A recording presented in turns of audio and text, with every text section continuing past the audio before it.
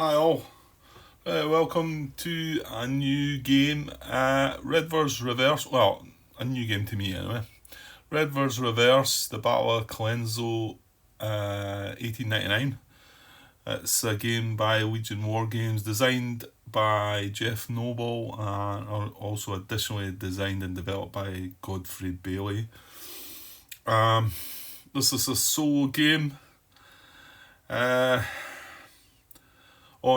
This is the second Boer War. Yeah, I know very little. I know a lot less about this than what I do World War Two stuff, and I struggle along with that. So, but it's something that caught my eye a while back, and I swithered about it, and then I tried to find some more information. There's not enough lot of videos out there, and I looked at the rules, and it looked reasonably simple. I think it gets a 3 out of 5 on BGG for complexity. It probably is about that. It's just the rules are hard to. I don't think the rules are that well done. I believe the designer's got 2 more games in this series. One of them, I think he probably was hoping was out by now, but I think maybe through COVID times and the likes slowed things down. And I think the main rules are meant to cover all 3 games and with just some alterations, but I think he was intending to try to redo the rules in the second version. I've struggled with the rules, and I mean it's only a 12-page rulebook as well. And when I say 12 pages, you've got design notes on the back, you've got the order of battle on the 2 previous pages, so I mean you're only talking 9 or maybe 10 pages of rules. So it's not a lot, and you would think you'd be able to get through that and get on with it and whatever, but there's just a lot of bits in it that are just a struggle. And unfortunately, the video footage that's out there's not enough a lot of it. What is out there, the designers tried to do a video playthrough. I think it was him himself that tried to do it. The video doesn't come out that well, I don't think, and he plays the game as if he knows what he's doing, but it's difficult to pick up. It helped me a little bit. It did help me because once you read the rules and see what he's doing, there was certainly 2 or 3 bits I picked up that I'd been getting wrong. And that's after reading through the rule book a bit. Another video footage out there's one guy that does a couple of vassal videos of that, talking about some things. That's pretty useful, but it doesn't really cover an awful lot. And the one set of videos that's out there that's not on BGG, unless he's got one of them on BGG. You know, sometimes I say you've got to go searching for these on YouTube rather than, not everybody puts everything up on BGG. Yeah? So when I searched for Redvers Reverse videos, I found is it Hithwell War Games, and he's got 2 sections. He actually starts it and plays 4 videos, and then he must have to cut it, and he starts again and does a whole section. But watching through their videos was good, until I started reading through the rules and realising that there's a lot of errors. One of the biggest ones that he ends up making is he's rolling 2 dice for the fire, the Boer firing and the British firing. You only roll 2 dice for the actual artillery side of it. For the normal, just firing, it's just 1 dice. So he ends up starting to do that right the way through. However, he's doing it for both sides, so in some ways. But there's lots of other wee bits that I start realising are wrong. So it's maybe just as well that's not on BGG, because it's not. I was going to post some comments up there, but it was done ages ago, and I thought, well, you know what, I'll just leave it. It's not on BGG anyway. But don't get me wrong, I can understand how the guys started seeing some of these things wrong, because I was reading some of them that way as well until I looked more into things, and okay, this is maybe when the designer's little video helped a little bit. It's not, like I say, it's not a great video, but it's some of the things that are done that are showing you, and maybe he's never seen that. But anyway, there's nothing great out there to pick from. So hopefully I can do a little playthrough of this, and I think I'm going to struggle as well, and I think there's a chance I'll make mistakes, but I'm hoping that I might catch the designer's attention, or some of these other guys out here are more keyed up on that. There'll be other people that have played this game. Now, one of the guys that followed along on, well, first of all, Stuka Joe done sequence of play cards for this. The sequence of play is, well, hang on, I'll show you. Let's have a look at the map. Well, there's a picture of the map set up. You've got fire procedure charts down this side. That's for the Boer firing procedure. And you've got wee step marker to run down here. And then you've got the British fire procedure. That's just for firing. The sequence of play is away down this side. Right down there, very carefully. You know, it's a good thing. You would think, I suppose it is a good thing to have if you step through these segments. Not only that, you've got this section up here, which has all the actual. It has all the actual. This is the segment track, and you start there and work your way right round there. And each one of these segments is each one of these, you know, British event segment, British command point segment, British send order segment. That's what all these are. And you go around it.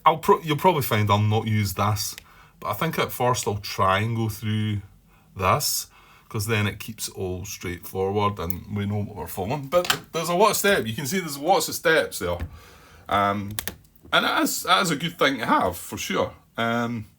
So, like I say, Stuka Joe made up the sequence of play cards that he's done for a few games. I haven't printed them out. I was going to get to do that, but yeah. This game's been sitting here for a little while, to be honest, and I've been wanting to try and play it. And even coming up tonight, I was like, oh, do I really want to start? I've been playing about with that, so I've got to a point where I think like I can start recording, but I'm still going to struggle with this. And as for strategies and that, you can forget about that. I've not got a real clue. I know what to try and do, but the actual doing of it, I've no idea what's the best. Even what someone watching the designers moves in that, you can see some things that, oh right, okay, because you don't want everything clumped in the one bit, you want to split things up a little bit. Anyway, so the sequence of play cards, but also there's another guy, Martin somebody, who he done his own. They're not really sequence of play cards, I'm not quite sure. To be honest, I didn't study through them. What he's done is he's rewritten he's done a rewrite of the rule book. Now, this is, I think you probably need to read the rule book first and then have a look at this, and it's good. This is good. Whether it's done in a way that to be an actual rule book, I dare say somebody that writes rule books could probably set it out a little better than what he's got it. But all his points and that are much clearer than the rule book, and it's pretty good, like, you know. And I think the designer himself looked at this, made a comment. He also looked at his cards as well that he had done, and I think he was obviously taking some of that on board to maybe for the next version of the game, and looking at the rule books and Stuka Joe's cards as well to maybe sort of bring some of that in. So there's that. There's a bit of the designer. This was one page of stuff.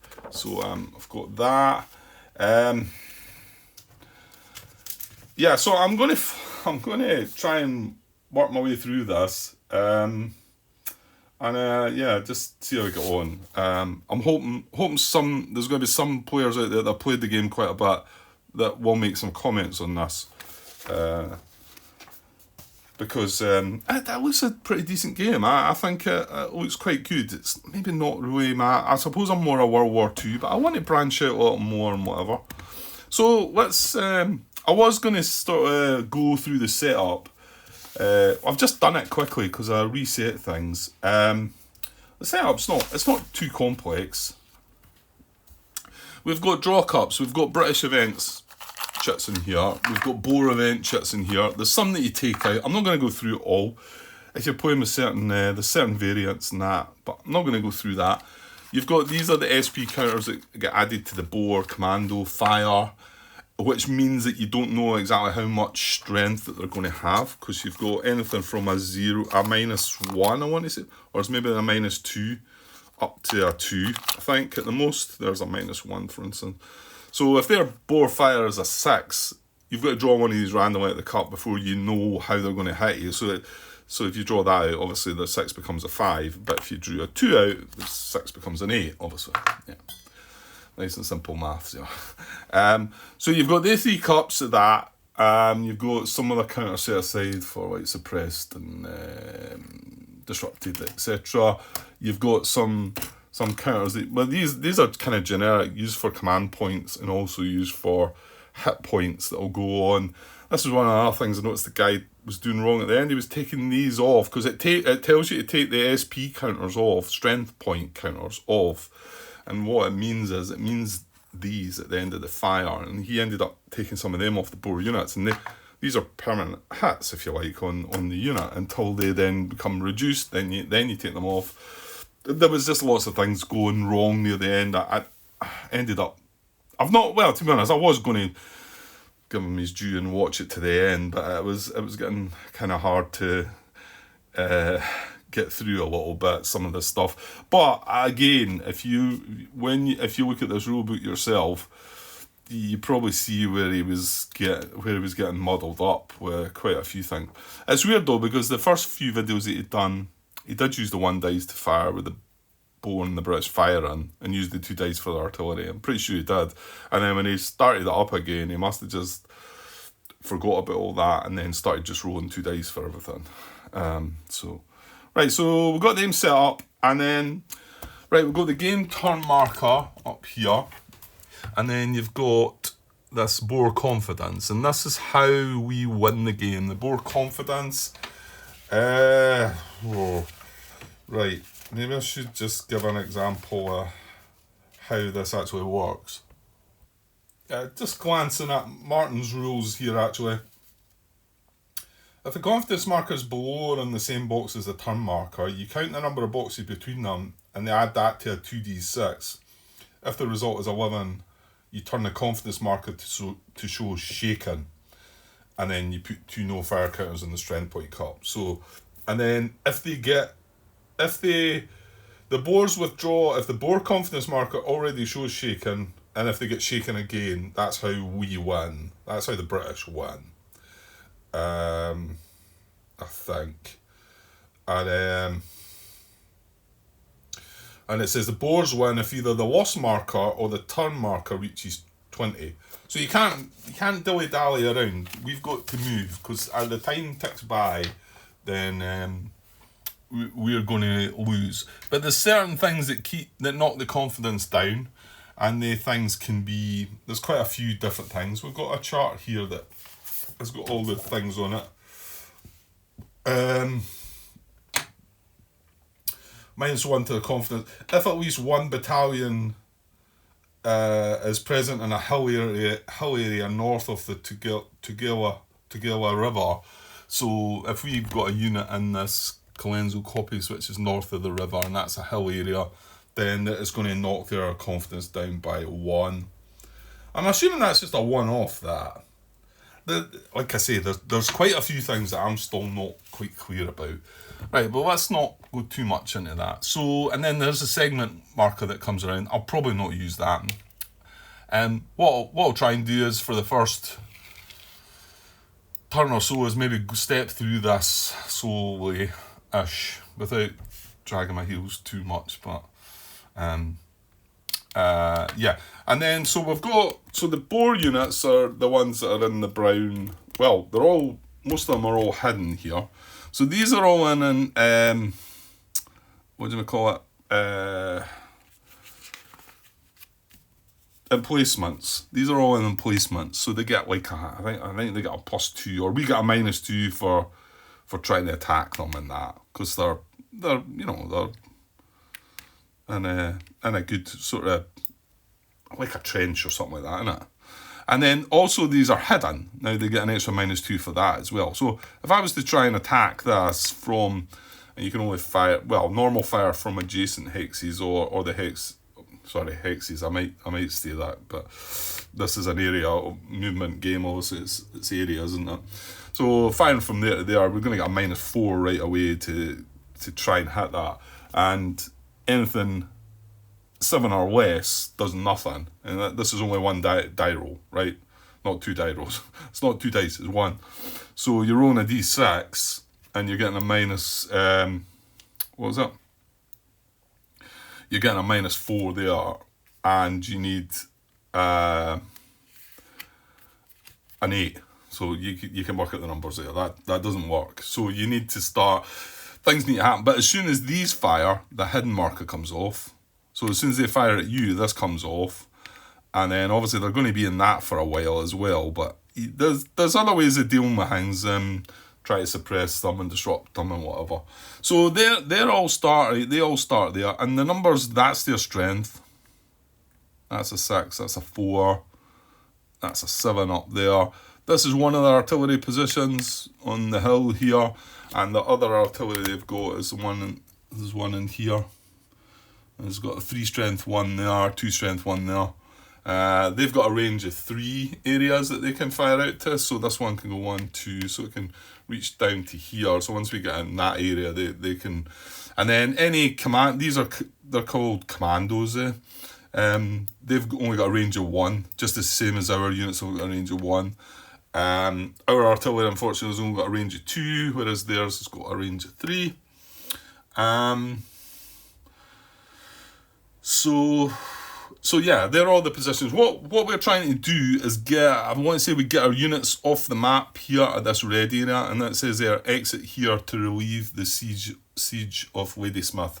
And that's what this battle was all about, was that Ladysmith was under siege, and this British force were coming to try and relieve them, basically, help them out. But these Boer had placed themselves in the hills here and whatever, to try and stop all that.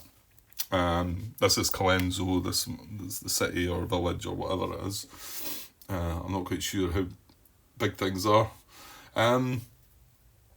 Okay, so that's the Boer side of things. These drift markers, you set these up at the beginning as well. There's a wee random procedure about setting them up, so you don't know. There's some that are not in the game, you don't know what they are. Whatever numbers on them, we've got to try, and that's the only way getting across the river at these drift points. Well, there is a bridge here. This railway bridge is not in play. That's an optional rule, I think. So I don't think that's in play.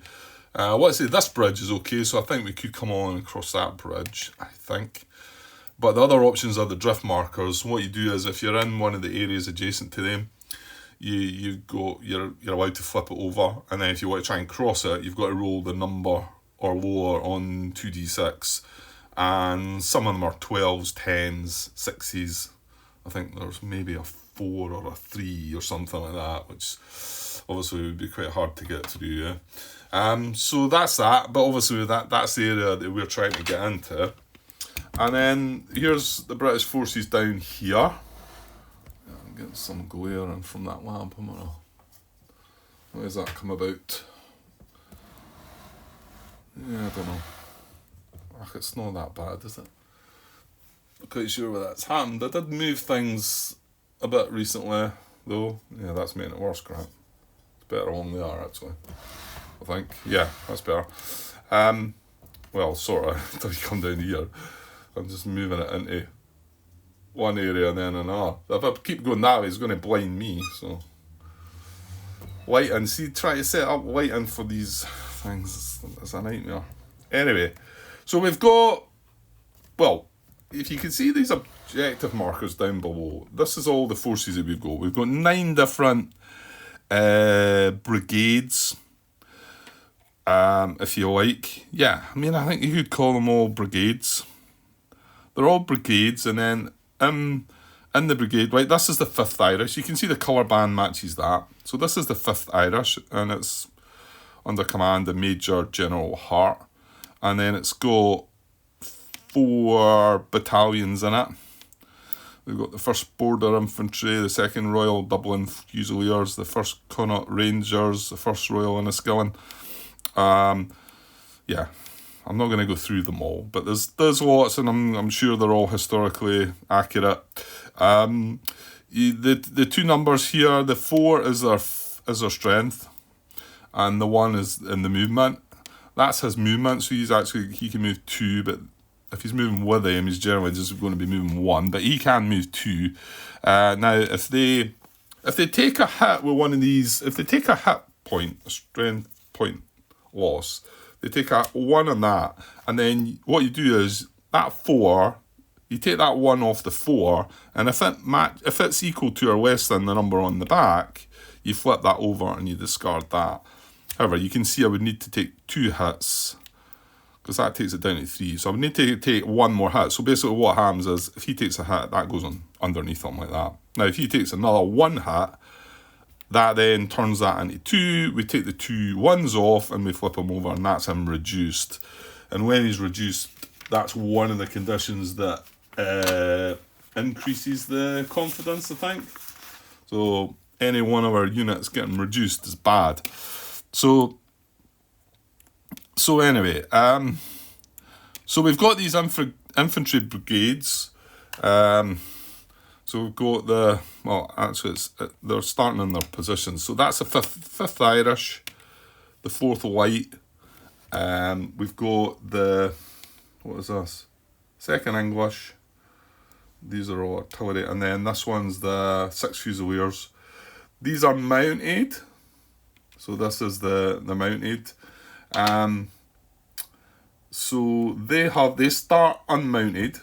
So they start with a strength of 2 and a movement of 1. Bringing in shadows as well.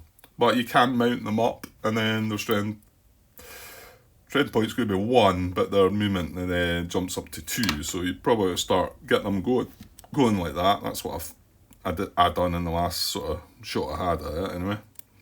And then the other stuff we've got is the artillery. Let's just pick this one. No, that's a naval one. This one here is that's really annoying me now. Hang on. Nah, I can't win. If I push it further away, I get glare. If I get that, I get shadow. I had unconditional surrender was set up across here. At this area, so I've changed things about it, but anyway, I'll just have to persevere. So this is one of the artillery units, one of the artillery brigades.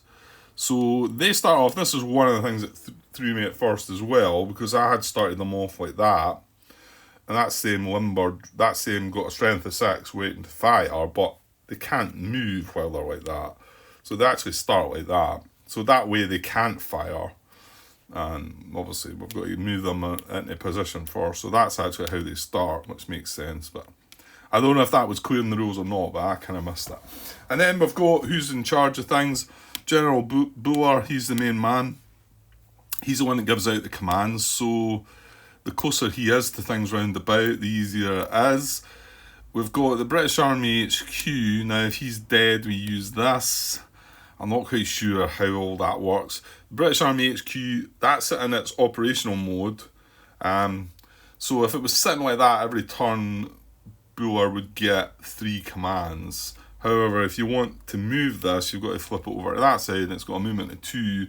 And if it's sitting like that, or if he's just on his own, he only gets 1 command a turn. So you might want to be able to have that like that. And then Colonel Long, he's an extra one that he can give 1 action to any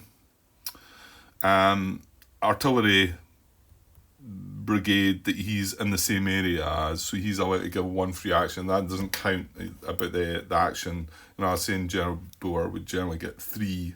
He would get 3 right now if he was like that. So you would get you could use him to give an order in one of the artillery brigades as well. So that's everybody. And then it's quite interesting the way that we set out the objectives and that. That's what drew me to it a little bit. It looked quite cool the way it works, and sometimes the orders don't get through, etc. Yeah, I'm just going to start doing a bit, because I feel like doing my usual. I'm 25 minutes in and I've not done anything yet. And I'm just wondering if I'm too close to this lamp. Well, I don't know what I can do really. I'm just going to have to persevere with it, I think. Right, okay, so... Right, hang on. I always feel when I start off a new game, it's a bit of a struggle and you feel like, oh, am I even going to like release this to the public? And even more so with this one, because it's difficult. There's usually other video footage that I've watched, and I have watched some footage, but it's just not really helped me. So let's just have a go at things. Right, now, hold on. I'm jumping up there, but what we want to do is we're going to play the historical. The scenarios, it gives you, there's lots of optional variants and whatever, but I'm just going to play the Buller version, which is this is an introductory scenario, it says, and it says, in the British Send Orders segment of Game Turn 1, rather than placing planned objective markers in areas of your choosing, place them on the map and the areas printed with the historical objective of each brigade. So, yeah. So that's what I'm going to do first. Well, let's do that first. Hang on. So, yeah, so what that basically means is we're going to place our planned objectives in the historical areas that they were. So we've got, well, I'll just look on the map and you'll see them. There's the 5th Irish historical objective. So where's the 5th Irish? So I put this planned objective marker. Right, this is just the planned objective. That's where we're planning to go into there. Okay, so then I'm going to do that with them all. Now, the other way to do this was you get, I think the very first turn you get 8 command points. So you get 8 command points. There's 9 brigades in total, but you've got to remember Colonel Long can give one of the artillery brigades in action. So you get 8 plus Colonel Long, so that allows you at the first turn to at least plan the 9 objectives. But I'm just going to do the historical one as well. So here's the 2nd Artillery Brigade. So that's its planned objective. We've got the 4th Light along here. The Naval Artillery there. Yeah, there's no way me avoiding that. Unless I put the light off. Maybe it's worth a look. No, that's not working, is it? Give me a sec.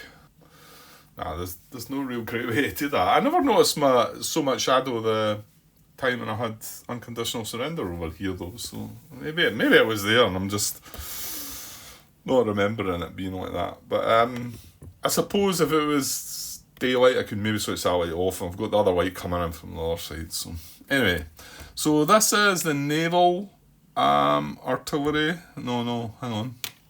What have I got? I've got Naval Brigade.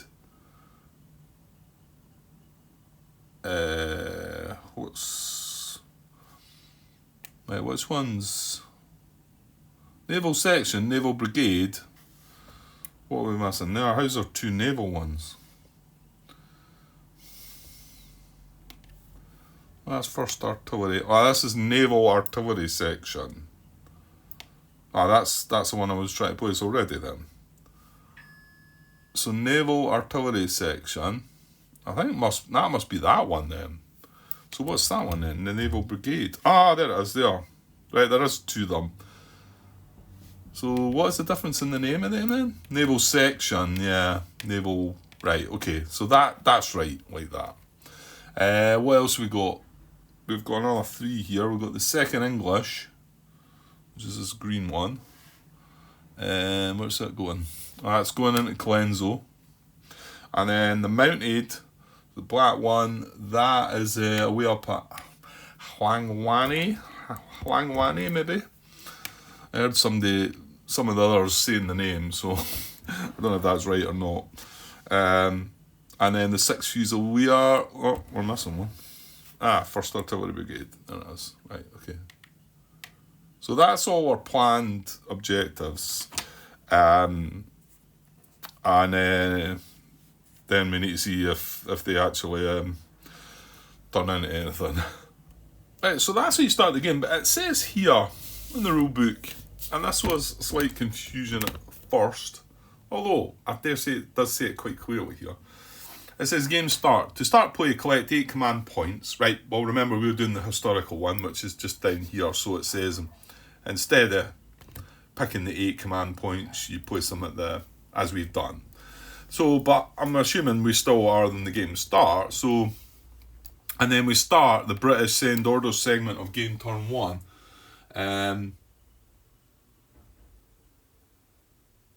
Well, I suppose actually we're going to actually skip right by that as well, because we've sent our orders out, haven't we?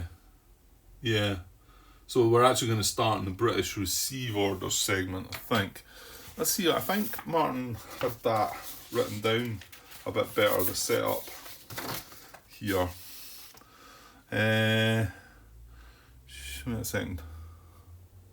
Yeah, it does look like he's got this. So he's got turns. In the first turn, go directly to 2 British command points. And this is obviously his rules reference within his rules.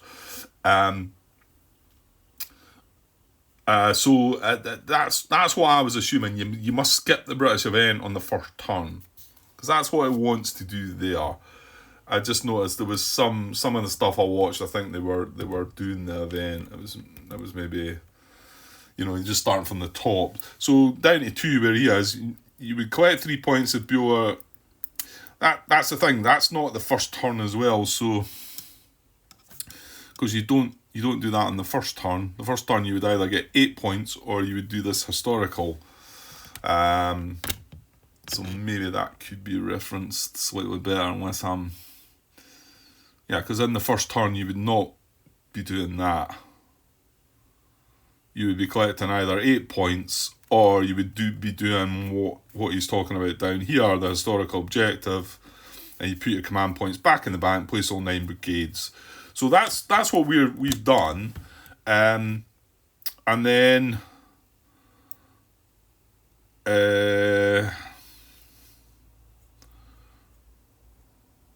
orders arrive. Yeah, and then it tells you how the British send orders. Right, okay, I'm going to go as how I see this. So, in the very first turn of the game, I think we skip by the event. We don't actually do, this is the one where you would get 3 points, but that's what we'll be doing next turn. But for the first turn, it even says in the rule book, doesn't it? It says, start the British send order segment of game turn 1, and that's that bit. But because we're doing the historical, we... Well, actually, hang on. Use 1 to place an objective marker. Use 1 CP to place a planned objective. Right, so we've done that. We've done the planned objectives. If I can get zoomed in there a bit better. It's not so easy for me up the other end as well.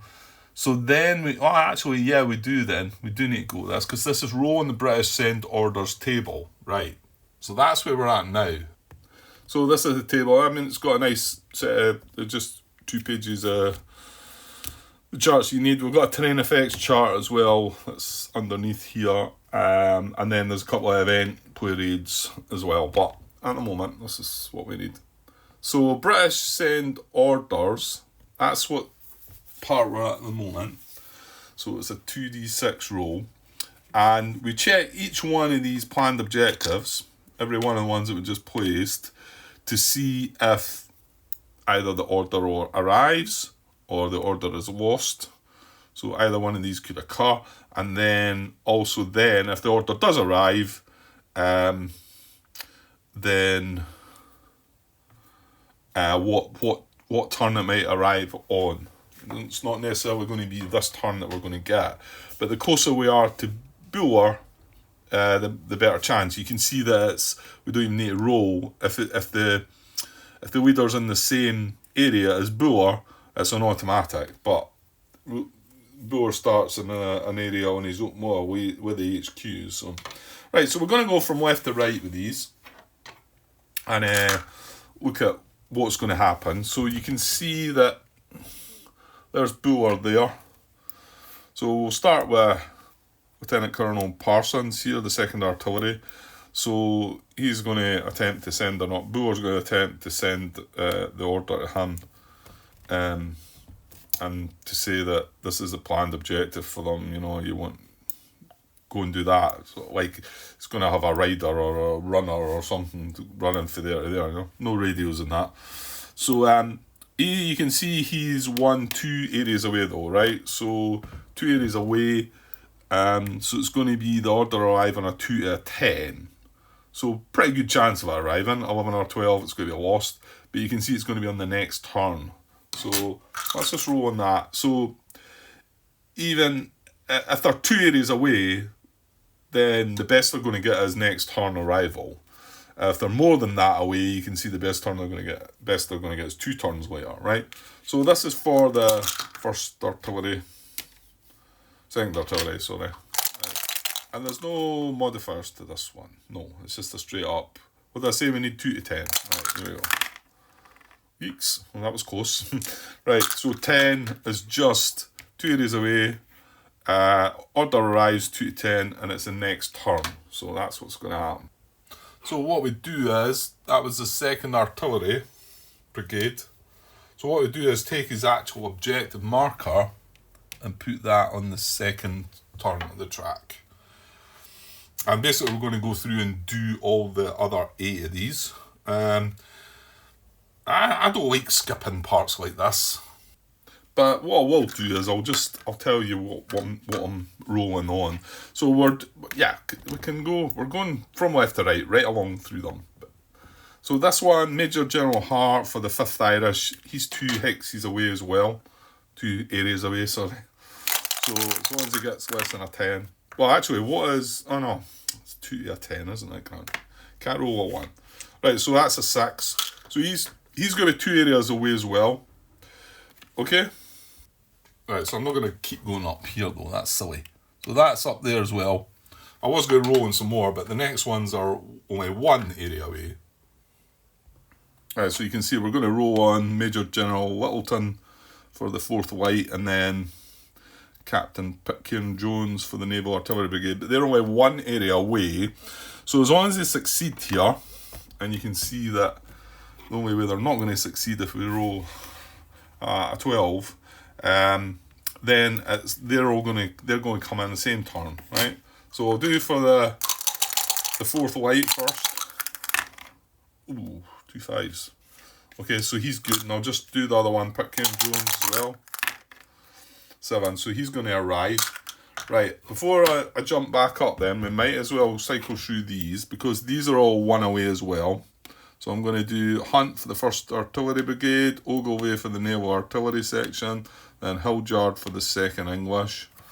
So I'm going to roll on all 3 of them. They're 1 area away as well, so as long as I don't get a 12 for the A3. The first one, Hunt, is okay. Ogilvy is okay, and then Hildyard is okay. So yeah, they were all between 2 and 11, and they're 1 area away, so they're going to be order arrives on the same turn. So all of them are going to have the same turn. Right, so I've got a bunch of, there was 5 of them. There's 5 of them, so they're all going to come in on the same turn. Right, and then the final 2, the best they're going to get is coming in next turn. So we've got Barton, Major General Barton, the 6 Fusiliers, and then Major General Dundonald for the Mounted. They are 2 areas away. So again, a 2 to 10 is a success for Barton. That's a 9, so just good enough. Then Dundonald is a 7. So we've got no failures there anyway. So their order's going to arrive. It's going to be in the next turn. So I'm going to put the 2 as well. I'm just going to stretch up and put them 2 on the turn track number 2. So the 4 brigades not going to be able to do anything until the next turn. And it's just because it's taken the rider or that a bit longer to get, because they're further away from Buller, I guess. So, okay, so that's us centre orders. And there's that many steps here that I'll probably skip by some, isn't there? So we rolled on this centre order. If orders arrive, place objective marker on the turn track and status track. That's what we'd done. If order lost, we would remove the planned objective marker from the map, and the order wouldn't go anywhere either. So we didn't get any of them, but you can see that then sets you back, and you've got to need an order for next turn. But these aren't all guaranteed yet as well. So, and then we'd repeat for each order. So now we're moving on to the British receive orders segment. So it says, if the game turn marker in same box as objective marker, row in the British receive order table. So we're going to take these 5, is it? We're going to take all 5 of these. We're going to bring them down, and we're now going to roll on this. Now, the options are, it could ignore the order. So if we get ignore order, you don't place objective marker. We've got as ordered, we place objective marker and with the planned objective. Oh, it was objective marker with planned objective marker. Okay, I was removing it. Right, I never thought about that actually. That keeps it in a safe place. I never thought about that. I was taking it off and putting the other one on, so there you go. Because it does actually say there, if as ordered, place objective marker with planned objective marker. And then the other option is if charged to the guns, you place objective marker in closest area with bore units. There's a wee bit to look up with that. There's one of the bits that was a rat in there. Well, it does in the end say that you'd remove the planned objective marker anyway, so right, well, I clearly was doing that right. Right, let's see what we get with them. So we're going to roll for these. So this is the receive orders bit, and that's, I don't think I mentioned the the letters on the leaders, did I? That's what's relevant here. You can see there's an A, a B and a C. Now we are going to be rolling for Littleton, who's a B, Pitcairn Jones is a C, Hunt's a C, Ogilvy's a C, and Hildyard's a B. So the B's are more likely, so they are in good type. You've got aggressive, good and cautious. So you can see here, here's the numbers. So it's a 2d6 roll again, no modifier, so I'm just going to go from left to right again. Right, sorry, interrupted with a phone call. Yeah, so we know the ones we're doing, so we're going to go left to right. Let's say Littleton's a B, so let's roll. You can see we don't want a 2, a 3 or a 4, right? We want 5 to 10, or that's alright still, but we don't want the order ignored. So for Littleton, oh jeez, that was close. So that was a 5, so he was good. See, I think that would have failed with the cautious guys though, you see. So he is going to do as ordered. So yeah, and I'm just going to do it the way I've done it before. So, well, what I'm going to do is, because I found out the best place to leave these is, so this planned objective becomes the objective. And that's good. You know what? I'll leave it down the side just now. What the best place to leave it is actually in there when they move away, but I'll leave it down the bottom just now. It's difficult to... I find myself getting a little bit muddled up with these. I think they could have done... I think what would have been better was... I know that the word is there, planned objective, and that says objective. That's in white text, that's in black text.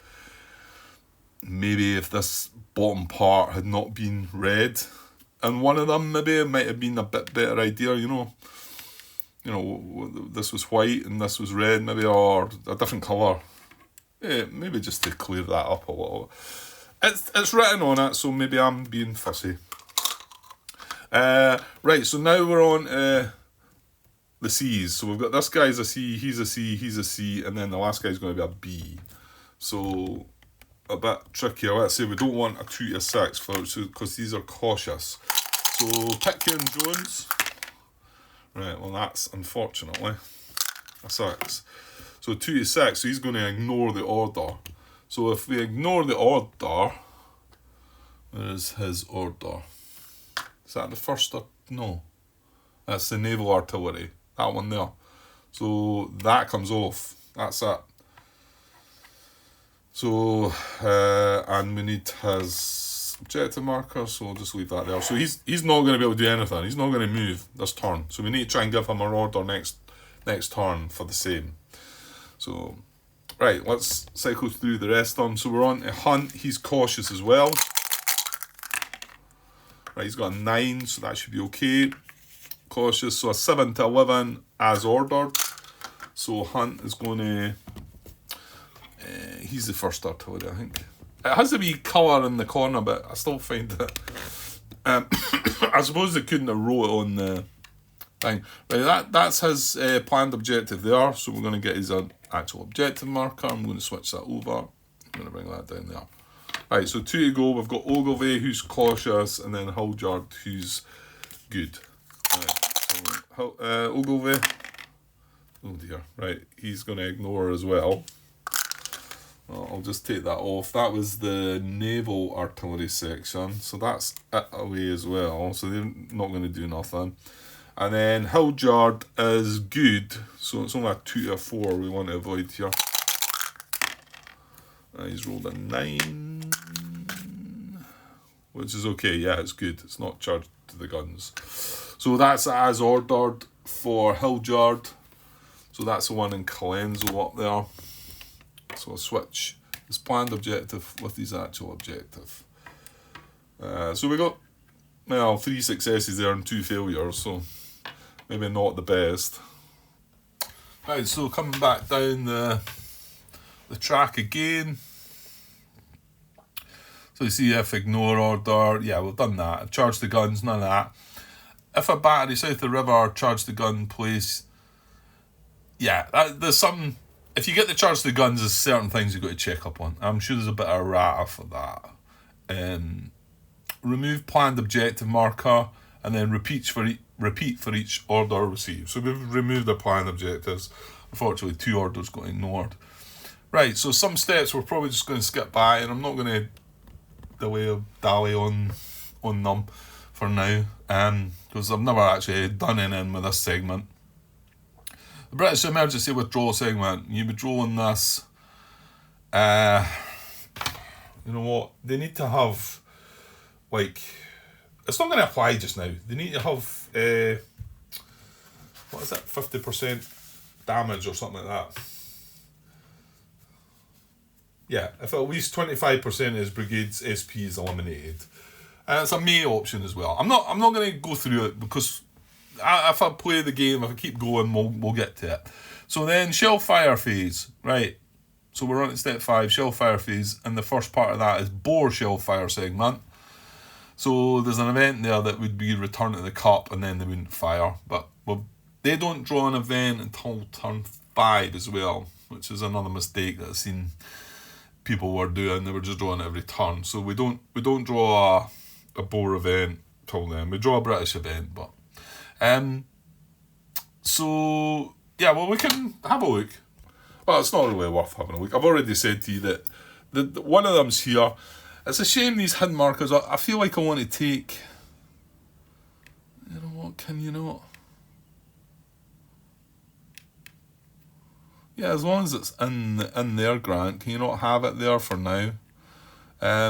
These 2 are hidden. This was another blunder that I made because, well, there's 11 hidden markers, and of course I put a hidden marker on him and him because they're in different sort of emplacements.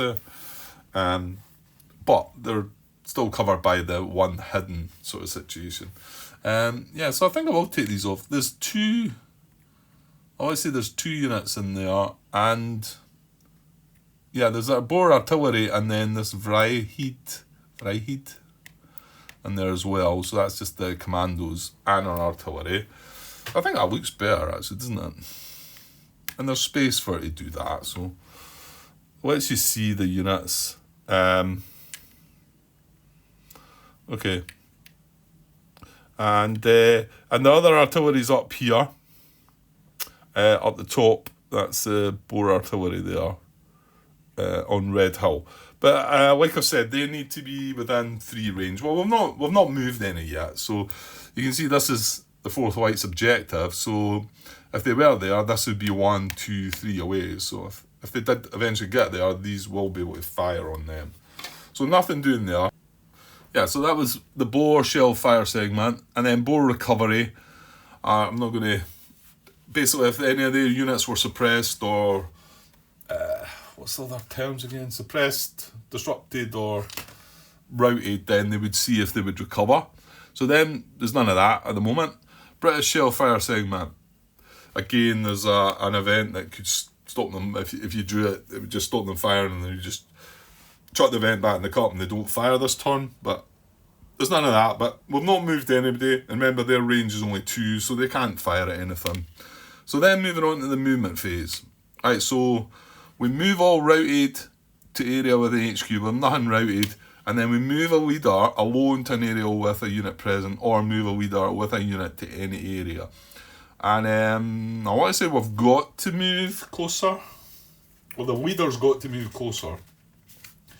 Some of the movement stuff is, I find a little fiddly, but might just be that it's me, but it's possible. So, right, and then we repeat for each brigade. And then we can also move the HQ, Bueller and Long. If the leader reaches the objective, we remove the objective marker. If the unit exits drift, reduce morale marker 1 level, right? Refer to the status chart and adjust confidence. Yeah, because with this movement, we could maybe move into an area which would adjust confidence. It's not going to happen this turn, but... Right, so let's see what we can move. Right, so who was successful then? The 4th Light... Because they need to have an objective. I mean, we can't move towards this because this is a planned objective. So they can't move yet. They're going to get the chance to do that next turn. So we've got the 4th Light, 2nd English, and the 1st Artillery Brigade. So let's, let's just do the 4th Light. So they're in here, Littleton. Yeah, and like I say, I want to say that they have to move closer. Let me just get that bit up in the rulebook that tells me that. So I'm not just talking a lot of nonsense. Movement. Yeah, and we've got a wee brigade move marker here that you're meant to use. Because you could see that things do get a bit cluttered up and whatever. So I guess I'm sort of meant to put that here just now to sort of say I'm moving this. Which is fine, but as long as you don't wonder, as long as you know what you're doing, it's just to try and help you through, I guess.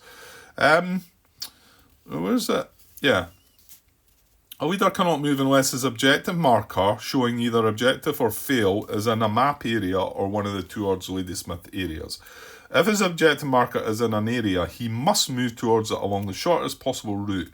He may either move alone to an area with a unit from his brigade present, or move together with at least one. He must end the segment stacked with a unit from his brigade. If all his units are eliminated, remove the leader from play. And then once he reaches... Yeah, I won't read anymore. So basically there... Well, you can see the closest is going to be 1, 2. They've got to move into this area here, haven't they, really? So he can move... Now, he can't move in there himself because there's not one of his units there. So he could move with the 1st Rifles. So we could technically just move them into there. They're not in any... This area is not going to be in any threat. We've noticed that this could be fired on by the artillery. So once we're thinking about the next move, we might not want to stack everything up into there. But I think for this first move, we're just going to move all these into there. And I'd like to try and spread these out as well a little, if I can. At times. Just to show you what's all there. The thing is, some of them join up together, and you can see some of the areas are a bit smaller than others. So, and they only... Well, he's got 2 movement points, and they've got 1. So, but the fact he's got to end with one of these, you can see that, you know, he can't just go on further himself. So that's them moved into there, and that is that. Next turn, they move again, they'll reach their objective. Then next turn, we could give them another objective, but you can see they're also then going to be adjacent to the river here, adjacent to somebody that they could maybe fire at or be fired upon. Yeah, because you'll find that when they do try and fire upon that, like if you listen to what I said about the numbers earlier on, it's impossible to actually hit them while they're hidden and in that emplacement. I think, yeah. So you need to try and soften them up a bit or do other things, move into you can go into close combat and the likes as well, but Right, so that's the fourth light. And yeah, you can see where also maybe a wee cube to maybe mark something to say that I've moved this. But I think we're on top of things just now anyway. So yeah, because we've only got 3 to move. That's the second English. Who is Hildyard. So again, he's pretty much the same. I think these are all 4s, and 4's strength with 1. There's one of them that's only got 2 strength. I want to say that's maybe the white ones, the Fusiliers. So he's got to move closer to this. So yeah, I think they're moving into there as well, aren't they? There's not really, and there's not a problem with that. And yeah, I mean, it's the first turn. It's nothing exciting going to happen, really. To be honest, first 2 or 3 turns are pretty much like this. I suppose, yeah. Like I say, I think some people would maybe speed this up by sort of saying, right, I'll do that and then I'll reset. I'm wanting to play the game though, so, and I'm as well leaving the camera running. I don't know. So that's second English moved. They've got one area closer. And then the last one was the mounted. Well, but I'm going to do what I'd done in the previous playthrough, or sorry, in the previous attempt. It tells you down the bottom here in movement. It says a battery, these aren't batteries obviously, but let's talk artillery. A battery may only unlimber if the leader has reached the area where his objective marker was placed. So if these guys were moving out, they move out, that's the side that they're on, they're unlimbered, they're able to move, and they're only able to, they're limbered, aren't they? May only unlimber. I get muddled up with that word. I'm afraid it's just one of the words that doesn't. So it may only unlimber if the leader has reached the area where his objective marker was placed. To unlimber a battery, use 1 movement point. So you can see these are 2 while they're moving. So in actual fact, let's just say his objective was in here. Then they would move in there for 1 movement point. Then it costs 1 movement point for them to unlimber. So they would be able to then flip that over to there. So not all the artillery have the 2 movement points. So, and plus the fact, if you're moving 2 areas, you're not going to be able to do that, obviously. So, however, it says to limber a battery, which means to turn it back into a mobile. It takes a whole segment. So your movement points, that's the only thing you can do in that segment is limber them. Right, and then for the regiments, yeah, which is this is a regiment because they're infantry, mounted infantry. So it's a mounted. So it says a regiment uses the movement points that it has showing when it starts the British movement segment. So at the start of the segment, they've got 1 movement point, right? But what I'm going to do here is, it says, well, it carries on, the movement point available does not change if it mounts or dismounts during its movement. It may only dismount if its leader has reached the area where his objective marker was placed. So it's the same as the artillery. It says to mount or dismount a regiment uses 1 movement point. So it's saying there that we've got 1 movement point, right, at the start of the segment. So I'm going to mount all these up. So I'm just going to flip them all over. So now they've all got 2 movement points. However, like it states there, I can't now say that, well, I've got an extra movement point, let's move. So I can't do that. Now, I think I'm allowed to do that, but I mean, yeah, I'm wondering, maybe that is breaking a rule, isn't it? Because I've already said that that a leader needs to move towards his objective, doesn't it? If his objective marker is in an area, he must move towards it along the shortest possible route. So, but I wonder if there's anything involved in the errata that might talk about that. Because you can see what I'm wanting to do is just mount them all up, and then that means they can't move. However, if it's saying that I've got to move with them, then I would need to have left one of these not mounted up and moved him with it.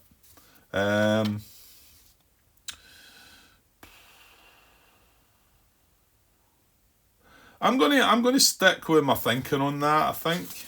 I wonder if Martin's rules here are maybe going on. Give me a second. I'm not seeing anything in what he's got written down. It says the The movement of a brigade centres on its leader. A leader moves by the shortest and most economical, in the sense of spending fewest movement points, route towards his objective marker. Don't know, maybe I should show you what I'm reading here. If his brigade has no objective mark in play, may not move. Well, it does have an objective mark in play. Each brigade may move with its leader, or the leader may move alone, or with one or more of his units, after which the remainder of the brigade may move. When a brigade has completed this movement, at least one unit must be in the same area as the leader. Single turn, a unit may move no more areas. That's movement points allow. Units may move independently of their leader, either towards or within one area of their leader. Yeah, they've got a radius around the leader of 1, so they can be in an adjacent area to their leader, which we'll get to see later on, I think.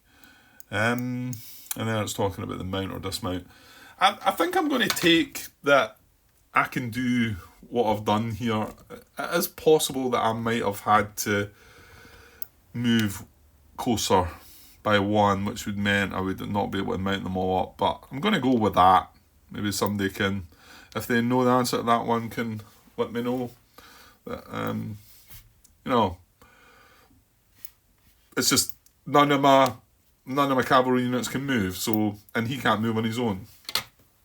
So I'm going to go with that. Like I say, there's nothing I can get from that page of a rat either. Not that I can see. Okay, so is that everybody done their thing? It is. Oh, hang on. I'm talking rubbish. That's a planned objective. Sorry, my bad.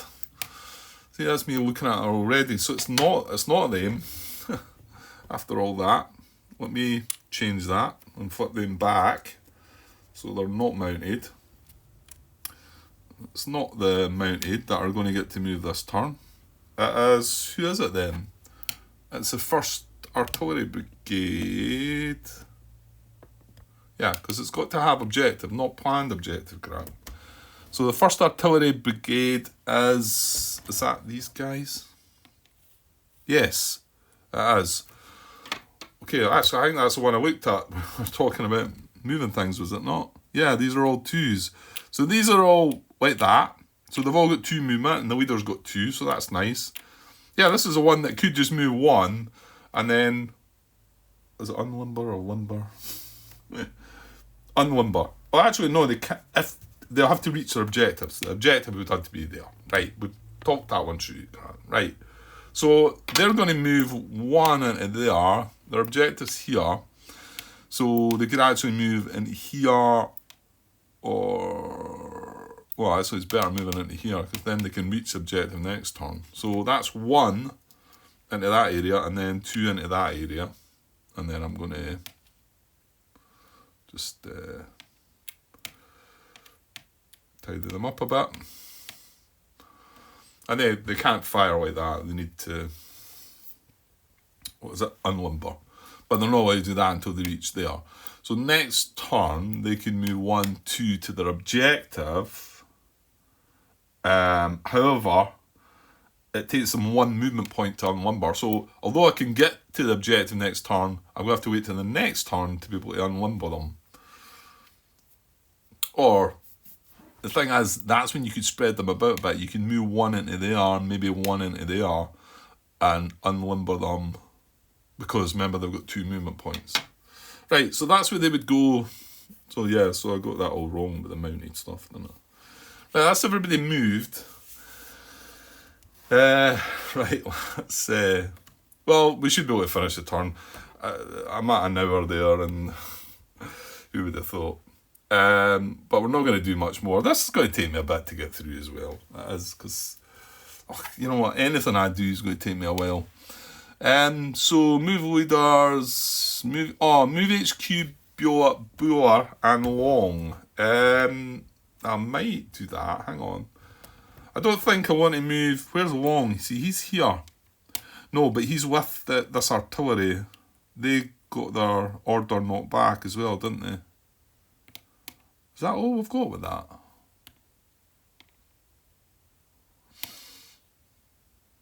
that right? That feels a bit weak. Maybe missed something. It's tricky. Some of the order battle stuff I was slightly struggling with that as well. So that's the, what is it? 1st Artillery Brigade, Ogilvy. Ogilvy, yeah. Yeah, see, he's alongside Long. So you've got Long, and then you've got Frederick, Charles, Ashley, Ogilvy, and then it just says HMS Terrible, so that's that. That has got a strength of 6. Just on that side, it's showing its movement, obviously. Right, so yeah, so I'm probably better leaving him. If I'm leaving him there, I probably want to get the 3 command points, don't I? But he can give a command to that. But remember, we had 2 things that failed last turn. So we kind of want to give them orders again, don't we? Well, hang on. What was the ones that failed then? It was these. It was the artillery, naval artillery section, which is that one, which I'm talking about. I'm going to get. Oh, maybe I do just need the one then. Yeah, I think I do. What?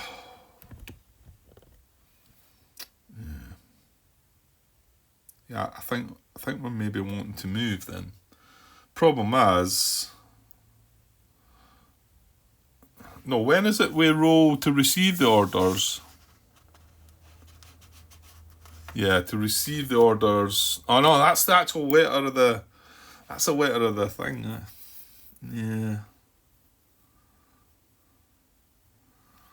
But for him to get an order, if I move Buller into here, I think that means he's going to get. There's no risk of it. It's going to be an automatic because he's in the same area. So I think I'll do that because I only need the 1 command point because I'm going to get the other command point from Long to be able to activate both of them. So what I will do is, does that mean, does it cost me? It cost me the whole lot to do that, doesn't it? I think it's the same. I just get to flip that over for movement, I think. HQ may only be in operative mode when out of range of any bore fire. Change to movement mode if in range and in operative mode. It takes 1 movement point to change the HQ to its operative mode. To change it to movement mode takes the whole segment. Yeah. So if I do that, it takes me the whole turn. I can't then move it. But actually next turn I'd be able to go 1 and then use the other 1 to flip it down. So maybe that works.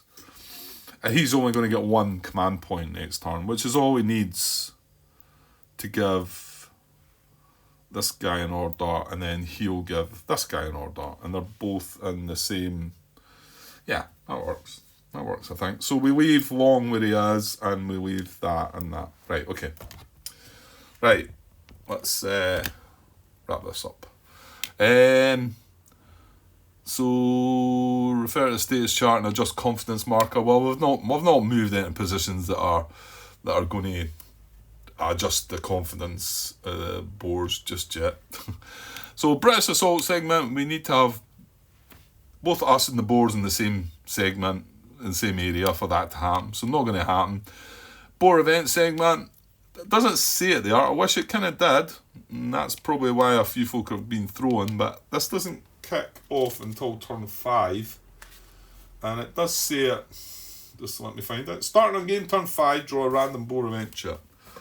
Just wish that was written in there. That would have been probably a better idea. Bore movement segment. Right, the bores only move when these events start getting drawn and they become released. So let's just skip by that and not bother. This is also an area when, after they've moved, that you would check the status chart and maybe adjust confidence again, but obviously they're not moving. Right, rifle fire phase. Just going to skip through this again, because for the British get rifle fire phase first. For them to fire, they need to be within 1 area of an enemy, a bore unit. So they're not. right? So then if any of them are suppressed or disrupted or whatever it is, we would roll to see if they recover. Then you get the bore, oops, I'm coming off, right there. Then you get the bore rifle fire segment. Again, they can only fire, they've got a 1 range as well. So they can fire either one area away or the same area they're in. So there's none of that, so we're as well skipping by that. Then the status phase, the bore shaking segment, this is, again, I want to say the confidence needs to be on the same, lower than the game turn or something like that for that to be adjusted. So none of that's going to happen yet. Then you check for victory, and the game ends at the bore shaking a second time. Game ends, the confidence marker is in box 1. Game ends, the game turn a loss marker in box 20. And then we move the game turn marker 1 box higher. We place the bore guns, misfire, or British guns ammo shortage in shell fire box. In shell fire box. What does that mean? Does that mean if it's on the... What section is that? Victory segment. That's not there then. Victory segment.